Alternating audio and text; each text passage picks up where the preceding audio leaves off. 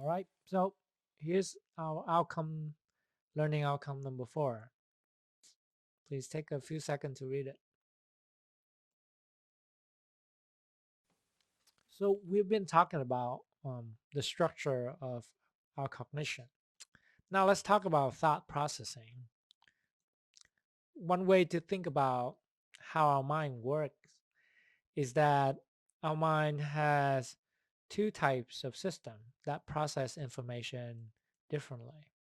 So this is from the research pioneered by Dan Kahneman on decision making. Right. So the two system of our mind is system one, which is fast, automatic, and intuitive thinking. For example, if you catch a ball coming towards you, you might not take the time to meticulously calculate the speed of the ball, the curve of the ball, how strong is the wind, or how you might position your arm to catch it. You just catch the ball. Um, so system one is responsible for our fast, automatic, and intuitive, processing. System two process informations in a slow, controlled, deliberate way, akin to preparing for a rocket launch. Right? So you need to calculate the fuel, um, the wind forces, what the weather conditions are.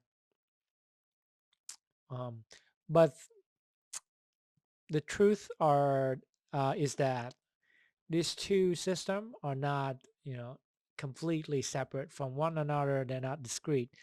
So our thinking is not either automatic or control. Actually, our thinking is on a continuum between automatic versus control. And the factors that characterize where your thinking or your thought processing is on this continuum for any particular things um, are efficiency, intention, awareness, and control. So let's dive a little bit deeper into these factors. Efficiency um, would relate to the question, does the thinking take up a lot of cognitive resources? We have a limited working memory capacity. George Miller, a cognitive psychologist, famously said you can hold 7 plus or minus bit of new information in your working memory at a time.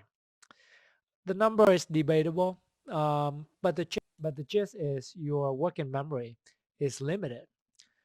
So more control processing is less efficient because it uses up more of your working memory capacity, whereas automatic processing use less working memory and thus is more efficient. Think about driving, learning how to drive. When you first started to learn how to drive, you probably process things in a controlled way. Remember to check your mirror, fasten your seatbelt, remember to use signal when you turned. But once you're used to driving, you can drive without, using so much of your working memory capacity. You might even do it without being aware of it. So you can drive and, you know, do some other thing like listen to music, for example. Another factor is intention. Right? So in order to start control processing, you have to have the intention to do it. So you're the one who decided to start control processing or a control thinking. For example, like digesting a new psychology reading. You don't just like randomly start reading about psychology, right? You decide to read about it.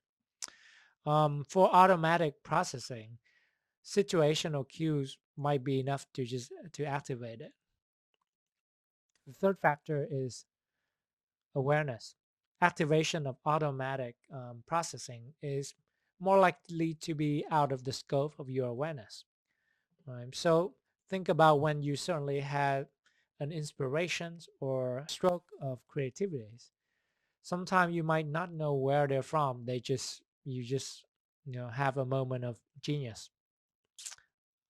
Those shown by research are likely to be the results of automatic processing of unconscious thoughts that been going on outside of your awareness, and the results of which just come into your awareness. And the third and the fourth factor is control, right? So can you stop it? Automatic processings tend to operate outside of your awareness, so it's a lot harder or impossible to stop. Whereas because control processing is deliberate and slow and require your intention, you can actually have a control over system 2 processing. So our schemas can be activated deliberately by us. Let's say um, your schema about social cognition might be activated by you deliberately reading about social cognition or thinking about social cognition during your exam. However, schemas can also be activated automatically by the environment. For example, when you're walking on the street and you see somebody's running, they might activate your schema about physical activities, and then you might be thinking about, well, I haven't exercised today, I should do something. Right? So again, schemas can be activated. Let's think more about control processing. Bertrand Russell has a funny quote. Right? Most people would sooner die than think. In fact, they do. So this is a very, very true quote because control processing require our awareness. It consumes a lot of resources. We have to have the intentions and we need to control it. So control processing is quite effortful.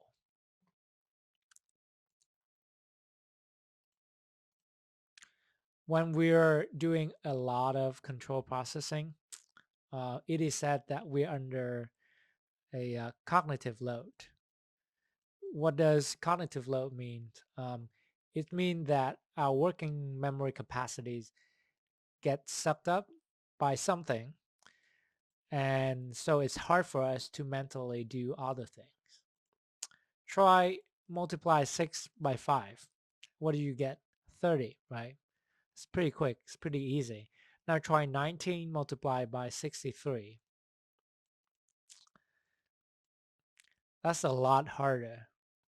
And so in the second example, in the second questions, you're under heavier cognitive load compared to the first. And because control processing is so effortful and we don't want to do too much of it, Susan Fiske, a psychologist, called human cognitive misery, which means we exert just enough mental energy, then we will stop. We don't want to spend any more mental energy than the minimum needed. However, there's also the role of motivation, right? So we're not just like lazy and we don't want to think. When we're motivated enough to achieve a goal, we will exert more mental energy than minimal.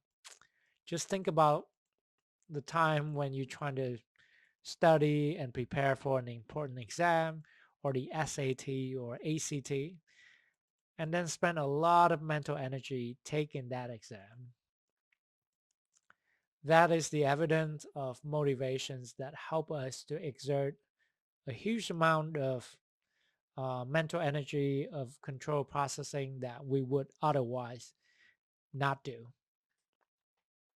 So recognizing this metaphor is inadequate, Fisk update her thinking, and she changed the term for us. She calls human motivated tactician, which means that when we have a goal important enough, or when we're motivated enough, we will exert more mental energy to achieve that goal.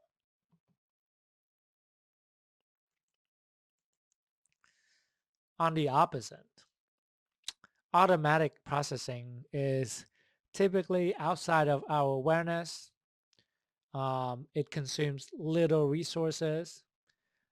We have very little control over it, and is often unintended, which means it's triggered by environmental cues. We don't intend to start it. So automatic processing is actually an older system than control processing. It's evolved in a way to allow us to quickly react to the environment. Right? So when a tiger comes at you full speed, you don't want to spend time considering 10 different ways that you can escape the tiger and all the consequences that come with those different ways to run, to escape. You want to act on your first instinct. So automatic processing is helpful to help us quickly respond. It's also helpful for freeing up limited short-term memory capacity for learning new things or to do more important tasks. Think back on the example of learning how to drive. It's really hard at first, but as the process of driving and controlling the car become more and more automatic, um, it free up our mental, our working memory capacity, our mental energies for other things like chatting with the people who's sitting in your car or listening to music or podcasts.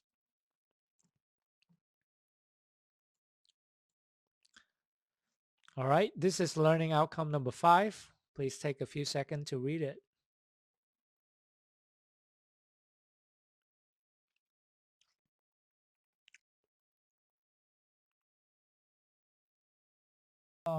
We will start our discussion on heuristics and biases.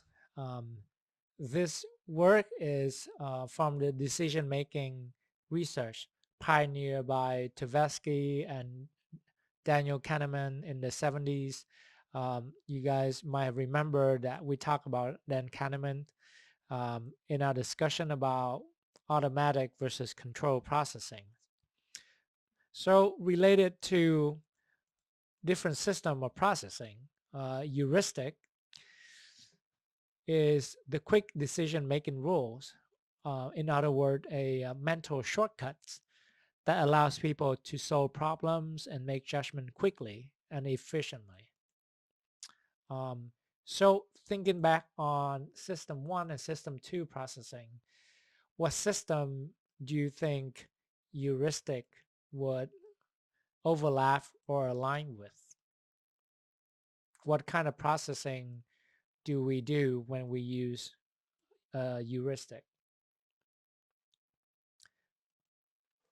So that's system 1, which is automatic processing, because heuristic is, quick decision making rules and shortcut that help us just quickly and efficiently solve a problem or make a judgment.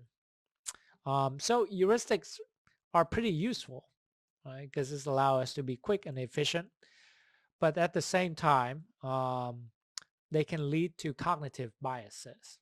So what are cognitive biases? They are systematic error in thinking. Um, so these errors in thinkings are not just random error, right? We make errors in thinking all the time, and sometimes it's random. But these errors are systematic.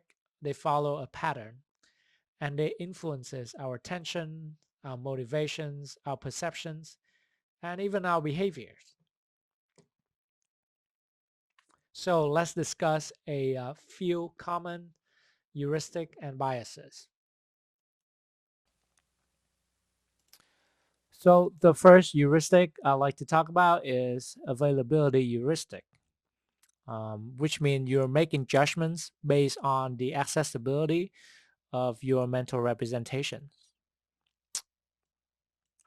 So when researchers ask people, right, are you more likely to die driving or flying?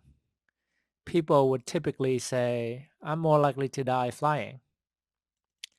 And this would be especially true if this question is asked following a recent plane crash. However, the statistic is the opposite. There's 5 million accidents for car each year compared to 20 accidents in flying each year on average. And the odds of you dying in a motor vehicle accident will be 1 in 98 for a lifetime. The odds of you dying while flying is 1 in about 7,000 in your lifetime. So the odds of you dying while flying is like a lot lower than the odds of you dying in a car accident.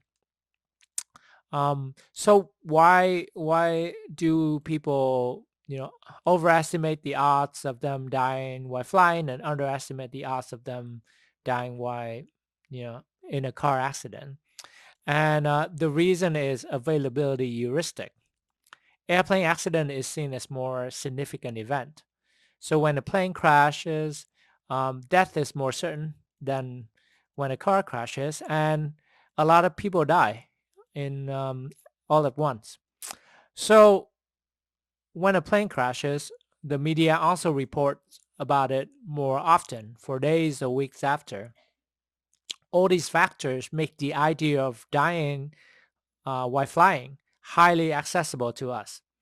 Whereas a car crash feel a little bit more mundane and not reported as much, so the ideas of dying in a car accident is not as accessible.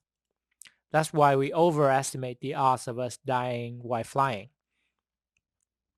Another example, take a look at this quote. The children now love luxury. They have bad manners, contempt for authority. They show disrespect for elders and love chatter in place of exercise. When do you think this quote was said? So when I first saw this quote, I thought this quote would probably say recently, maybe like around 1900s. However, it was said by Aristotle, which means it was said around 300 to 400 BC. So a very long time ago. Again, availability heuristic is at place. When I'm trying to guess when this quote was said, what I think about is all the recent examples of old people complaining about young people. But what was not available to me, what I didn't think about is that old people has been complaining about young people since millenniums.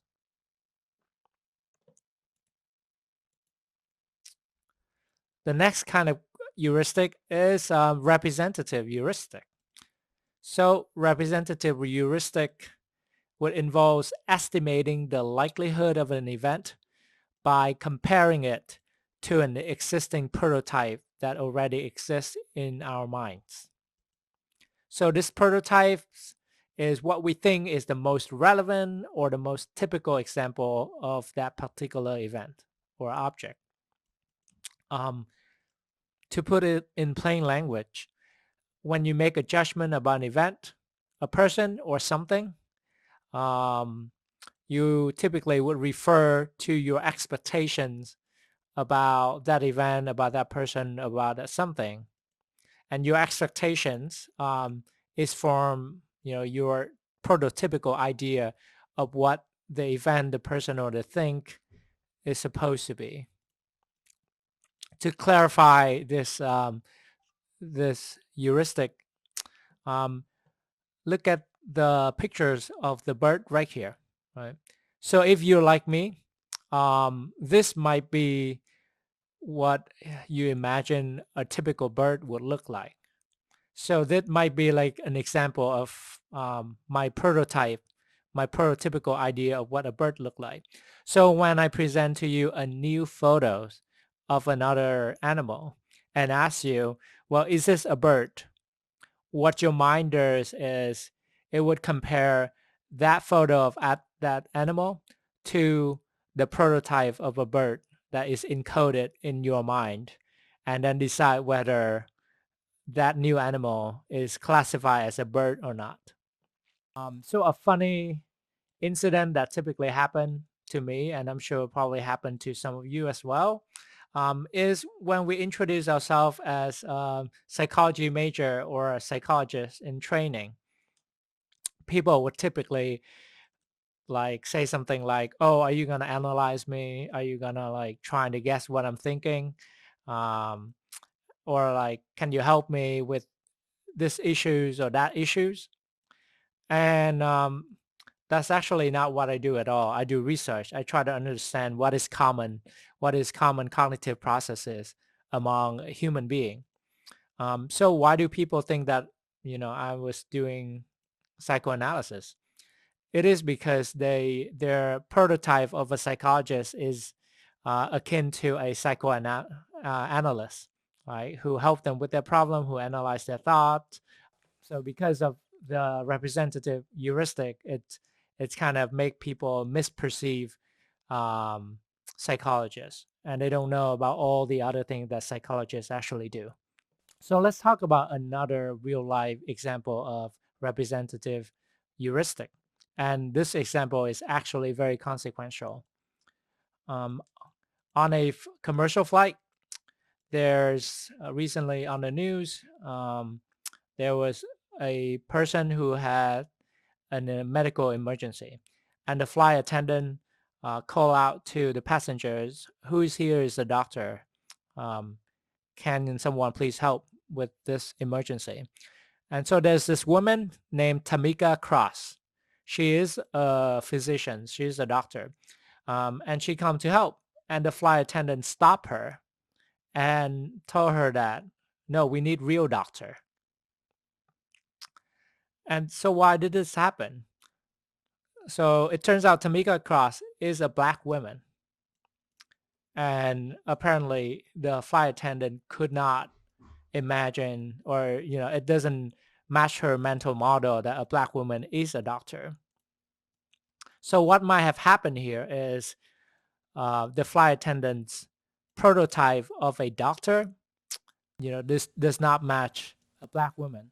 Right? A black woman is not in her prototypical idea of a doctor. So she thought, well, Tamika is probably not a doctor, but more likely a nurse or like an untrained person.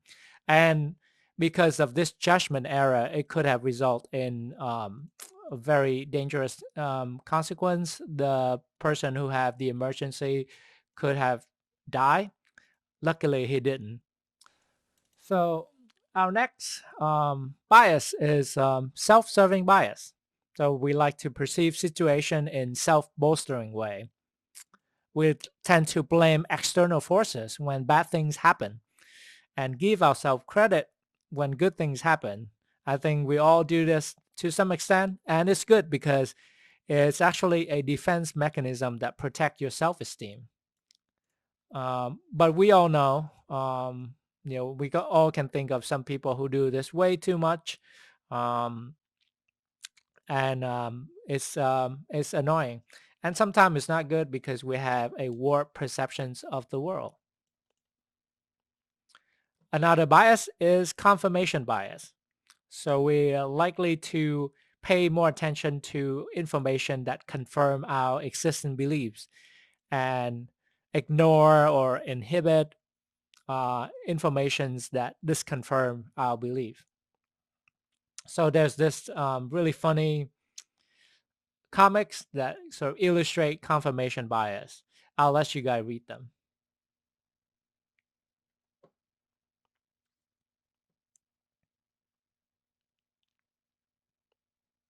So let's talk about an example from research that showcase this confirmation bias. So researchers have participants come into the lab and watch a 10-minute video of presidential debate between John Kerry and George W. Bush. Right? And then after watching the debate, they ask participants to questions: who win the debate? And Democrats thought that John Kerry won the debate, and Republicans thought that George Bush won the debate. Even more interesting um, when researcher asked people, can you back up your vote? Like, why did you vote that way? They list all the positive qualities, positive points that one candidate make, and they sort of ignore the positive points that the other candidates made for both Democrat and Republicans. So confirmation bias, is quite widespread. Think about your own life example. When did you observe this? Like, have you ever had instance of confirmation bias? So the last two heuristic that I want to talk about is the false consensus bias. This is when we think that other people share our attitudes, values, and beliefs more than they actually do. So this happens when, let's say, when you just see a film, you just finish seeing a film and you think that the film is amazing, excellent. Everyone probably will like it. But the fact is you probably overestimate the percentage of people who thought that the film was excellent or was a masterpiece. This, though, doesn't happen with um, when we think about our outstanding qualities. Like if we have an outstanding quality, we don't think that other people have it. Or when we have the skills, we think that we above average compared to other people. Other people is probably average or below average. So this false consensus bias only applies to attitudes, values, and beliefs. Another heuristic is anchoring heuristic. So it means that our initial exposure to a number serves as a reference point and influences subsequent judgment of ours. Let's illustrate that with an example.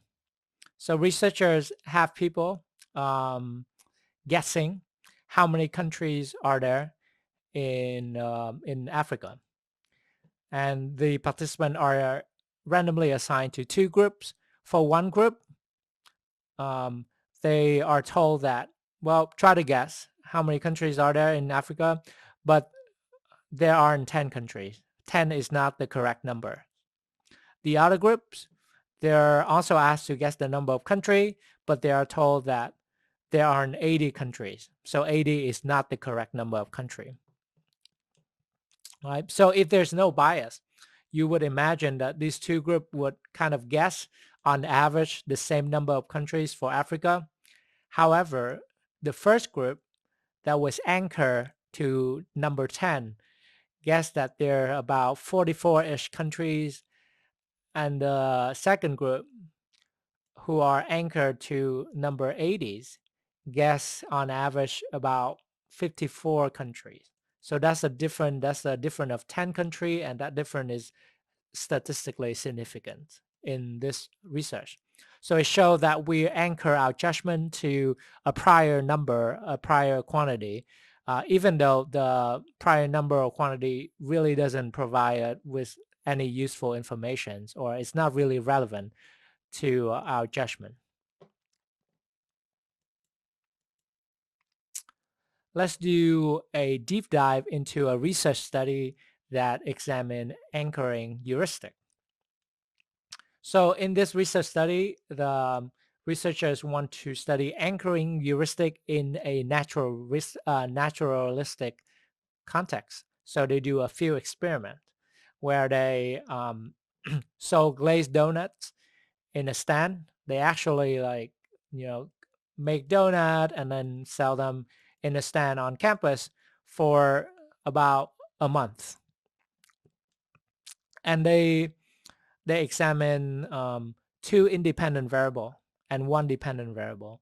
The first independent variable is anchoring heuristic. The second independent variable is sign and selections. So I have a question for you guys. Do you remember what is this design called?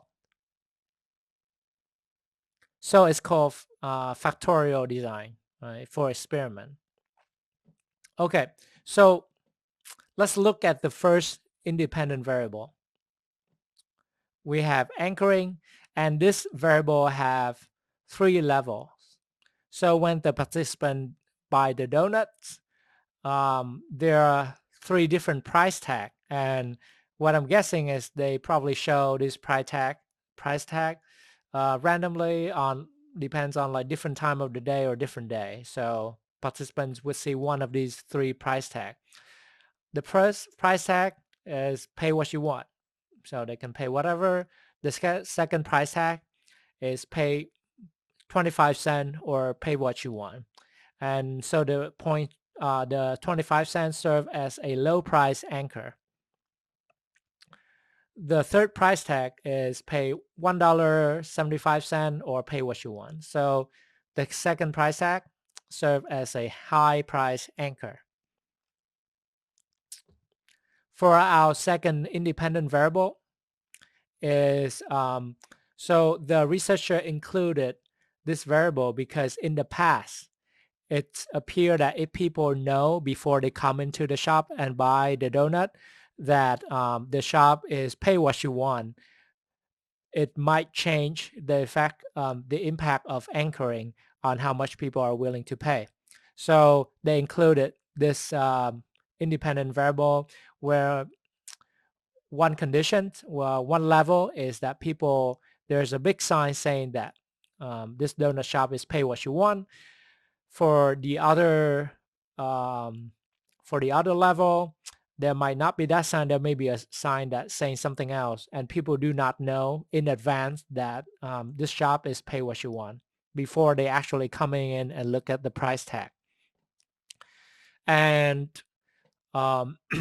and the dependent variable that the researcher measure is how much people pay.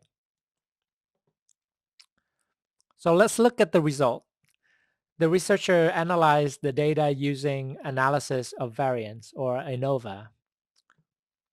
And the statistic would be able to tell us if there's differences among the levels of an independent variable, or it would be able to tell us whether the IV have an effect or have effects on the DV. For our main effect of anchoring, the researcher find that a p-value of p less than 0.001. And so if you have some exposure to research method or statistic before, p less than 0.005 would mean that anchoring or the main anchoring have a significant effect on the DV. Right? So here p is less than 0.001 is mean that there's a statistical significance difference between the levels within the independent variable anchor. Now we look at the main effect of sign, whether people know that this shop is pay what you want or not, or whether they don't know before they enter it. P here is equal 0.46. It means that it's a lot larger than than 0.05. So it means that there's no effect of the sign on whether people pay more or less. Now we look at the interaction effect. And the question we try to answer with the interaction effect between the two independent variable is whether the effect of one variable depends on the effect of another variable. In other words, the question is, does the effect of anchoring change when we have when people know that this shop is pay what you want, or when people don't know? And so here p is equal 0.32, which means the interaction effect is not significant. So in other words, the effect of anchoring does not depend on whether people know that this shop is pay what you want or whether they don't know in advance. Right? So now if we look at the graph, we'll see that for the low price anchoring conditions, when people are asked to pay 25 cents or pay what you want, they pay on average around 40, 45 cents. And for the pay $1.75 or pay what you want condition, which is high price anchoring, people are willing to pay for more than $1. So almost, or actually more than twice the price people are willing to pay with a low anchoring condition. And then for the control condition, completely pay what you want, the price people are willing to pay is somewhere in between. So you can see that the impact of anchoring is really substantial. All right, so this is your essay option number 3. Feel free to take some time to read it.